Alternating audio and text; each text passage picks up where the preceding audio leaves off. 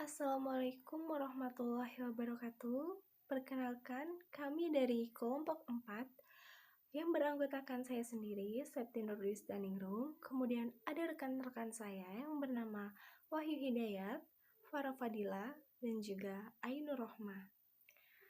Pada presentasi kali ini, kelompok kami akan menyajikan materi mengenai Standar BSNP atau Badan Standar Pendidikan Nasional terkait bahan ajar dari aspek kelayakan penyajian.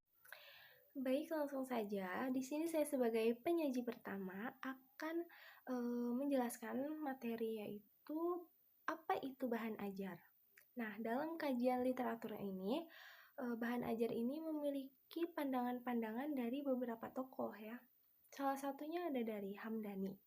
Nah, Hamdani ini berpendapat bahwasanya bahan ajar merupakan segala bentuk bahan atau materi yang disusun secara sistematis yang bertujuan untuk membantu dan memudahkan para guru atau instruktur dalam kegiatan belajar mengajar. Nah, dan juga untuk menciptakan sehingga para siswa ini mendapatkan suasana pembelajaran yang memang nyaman dan tepat guna. Kemudian ada salah satu tokoh juga yang bernama Prastowo. Beliau mengungkapkan bahwasanya bahan ajar ini merupakan seperangkat materi yang disusun secara sistematis, baik secara tertulis maupun tidak tertulis. Nah, sehingga dapat tercipta sebuah lingkungan atau suasana yang memungkinkan peserta didik ini untuk belajar. Tidak hanya itu, sebetulnya masih banyak sekali pandangan-pandangan atau pendapat-pendapat dari para tokoh. Tetapi di sini saya hanya akan merangkum atau memberi kesimpulan ya mengenai apa sih bahan ajar ini. Sebetulnya bahan ajar ini merupakan seperangkat bahan yang sengaja dirancang atau disusun oleh guru tentunya, tenaga pendidik, untuk dalam kegiatan belajar mengajar siswanya. Nah, gunanya apa? Gunanya untuk menunjang kegiatan belajar siswa agar mencapai kompetensi dasar yang diharapkan. Banyak ya contohnya bahan ajar ini teman-teman, ada salah satunya buku, bisa melalui video, audio, dan sebagainya. Baik teman-teman, selanjutnya kita berlanjut pada materi yang kedua yaitu karakteristik bahan ajar. Nah, bahan ajar ini dapat dikatakan baik dan layak digunakan ketika telah memenuhi ketentuan-ketentuan yang sudah ditetapkan. Kemudian ketentuan-ketentuan ini akan dijadikan sebuah karakteristik bahan ajar atau materi pelajaran. Nah, dalam hal ini seorang guru harus memenuhi atau memahami 4 karakteristik bahan ajar. Apa aja sih? Yang pertama ada cakupan isi. Nah, cakupan isi ini berisi mengenai wawasan seorang guru atau tenaga pendidik tersebut dalam menyajikan sebuah materi bahan ajarnya. Apakah materi tersebut tergolong kategori standar ataukah berbobot? Kemudian yang kedua ada penyajian. Nah, ini merupakan salah satu poin penting ya teman-teman. Dalam menyajikan sebuah materi bahan ajar, tentunya kita harus mengatur strategi agar siswa-siswa kita tidak merasa bosan dan monoton terkait materi yang kita sampaikan. Nah, tidak melulu mengenai teks bacaan yang terkesan monoton, tapi seorang guru juga bisa membuat materi bahan ajar ini menjadi sebuah animasi yang dipadukan dengan sebuah audio. Jadi supaya siswa-siswa kita ini tidak merasa bosan ya, dan materi yang disampaikan itu dapat dicerna dengan baik oleh siswa-siswa kita. Kemudian yang ketiga ada keterbacaan. Nah, keterbacaan ini juga sangat penting dan berpengaruh terhadap paham tidaknya siswa terhadap materi yang kita sampaikan. Contohnya gini, keterbacaan ini berkaitan sekali dengan kaidah-kaidah kebahasaan. Ya, tentunya contohnya seperti ini. Ketika ada seorang guru yang menyampaikan materi bahan ajarnya ini dalam bentuk teks wacana dan menempatkan poin pentingnya ini dalam salah satu kalimat, tetapi guru tersebut tidak memperhatikan kaidah-kaidah kebahasaannya, entah itu dalam hal penggunaan tanda baca ataupun penggunaan konjungsi yang tidak sesuai. Tentunya hal ini akan menghambat pemahaman siswa terkait materi bahan ajar yang digunakan. Nah, kemudian yang terakhir ada kegrafikan. Nah, kegrafikan ini sama halnya dengan poin penyajian. Tujuannya adalah agar siswa ini tidak merasa monoton. Jadi nanti seorang guru itu harus mengajarkan juga kepada siswanya bagaimana caranya membaca sebuah grafik. Ketika seorang siswa pandai membaca sebuah grafik, otomatis seorang guru ini telah mengajarkan kepada siswa mengenai salah satu metode atau cara sederhana untuk memahami materi yang dibawakan oleh guru tersebut. Oke teman-teman, mungkin itu ya 4 karakteristik dari bahan ajar yang harus guru pahami agar materi bahan ajarnya tersebut dapat dikatakan baik dan layak digunakan. Selanjutnya materinya akan dilanjutkan oleh rekan saya. Silakan.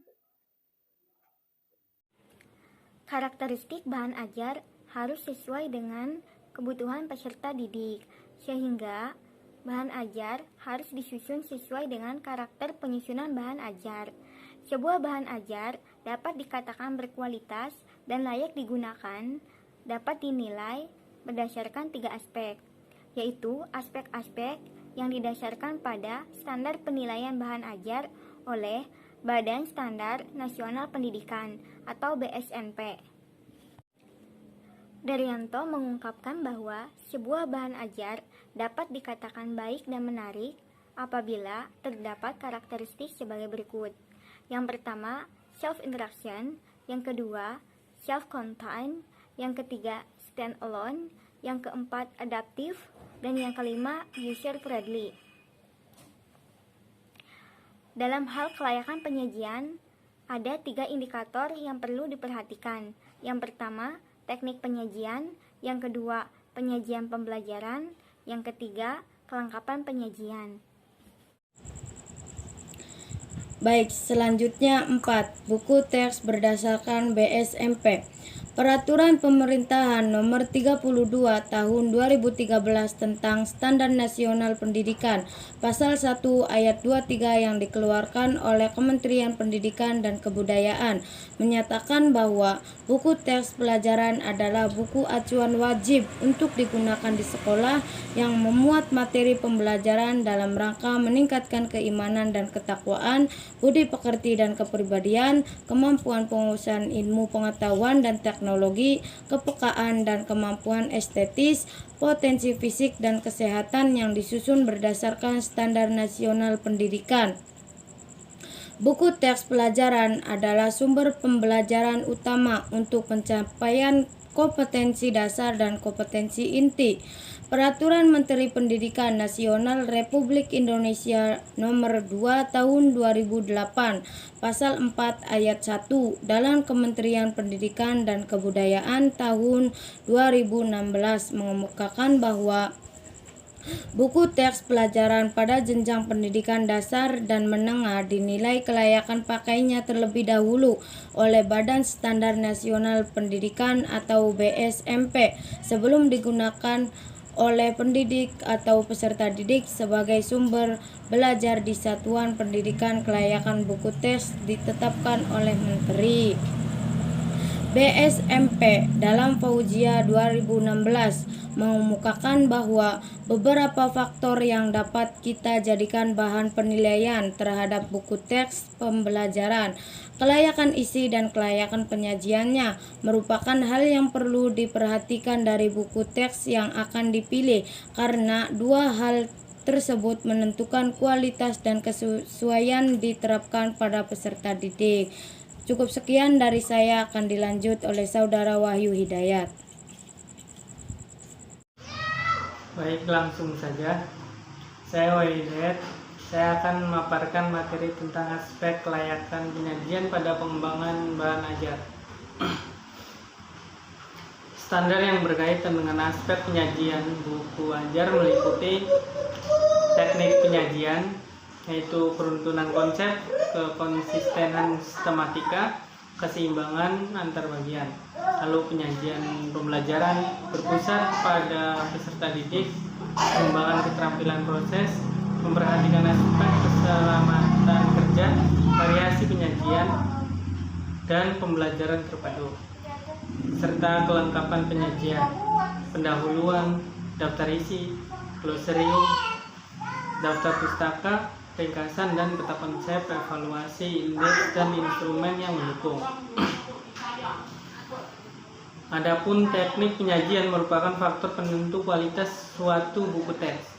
Teknik penyajian dalam buku teks bahasa Indonesia atau BTBI meliputi konsisten sistematika sajian dalam bab. Konsistensi sistematika penyajian dalam setiap bab yakni harus memiliki pendahuluan, isi, dan penutup. Adapun keruntuhan konsep dalam penyajian BTBI berhubungan dengan penyajian konsep yang disajikan secara umum, secara runtun. Yang kedua, pendukung penyajian. Pendukung penyajian dari BTBI berhubungan dengan penyajian yang dapat memotivasi pembaca, khususnya siswa, dalam membaca suatu BTBI baik SMP maupun SMA.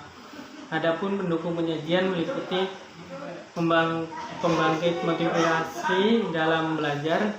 Pembangkit motivasi dalam belajar penyajian BTBI dapat berupa uraian tentang apa yang akan dicapai peserta didik setelah mempelajari bab tersebut dalam upaya membangkitkan motivasi belajar.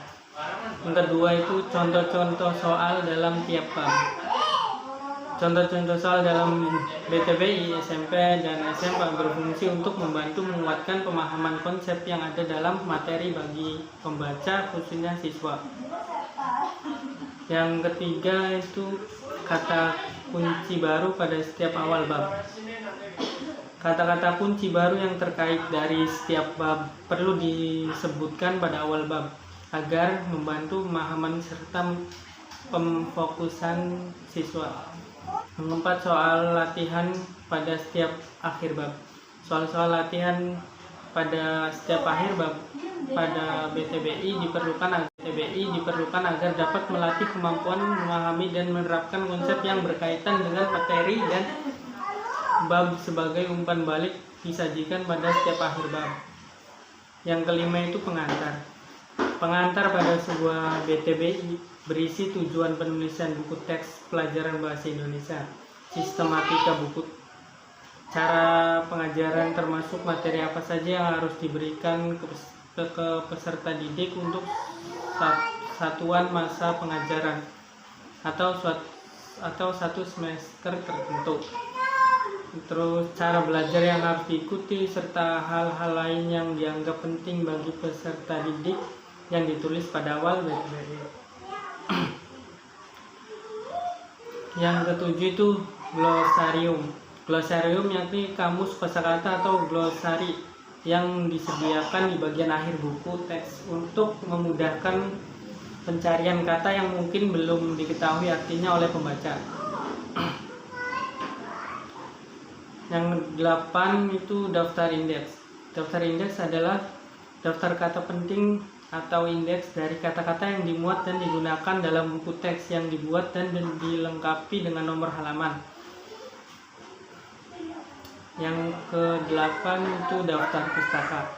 Daftar pustaka ini untuk menunjukkan sumber-sumber rujukan dan materi-materi yang ada dalam buku teks tersebut. Yang ke-9 itu lampiran. Lampiran pada BTBI memuat beberapa daftar sumber bahan yang ada dalam buku yang dibutuhkan dalam memahami materi yang disajikan dalam buku teks. Lampiran ini bersifat sebagai tambahan. Biasanya lampiran memuat informasi atau bahan pendukung. Yang 10 itu penyajian pembelajaran. Penyajian dalam sebuah BTBI untuk SMP dan SMA harus bersifat interaktif dan partisipatif, yaitu ada bagian yang mengajak pembaca untuk berpartisipasi. Yang terakhir itu koherensi dan keruntuhan alur pikir. Koherensi dan keruntuhan alur pikir dalam sebuah PTBI berhubungan dengan penyampaian pesan antara subbab dengan bab lain, antara subbab dengan subbab, atau antara alinea dengan dalam satu bab yang berdekatan, mencerminkan keruntuhan dan keterkaitan isi sebuah PTBI. Selain itu, pesan atau materi yang diberikan dalam satu bab subbab alinea harus mencerminkan kesatuan tema sehingga dapat menumbuhkan keutuhan makna. Baik, mungkin cukup sekian pemaparan materi dari kelompok kami, dan terima kasih untuk yang sudah menyimak video presentasi kelompok kami. Kami dari kelompok 4 pamit undur diri. Jika terdapat kekurangan, mohon dimaafkan. Wabillahi taufiq wal hidayah. Wassalamualaikum warahmatullahi wabarakatuh.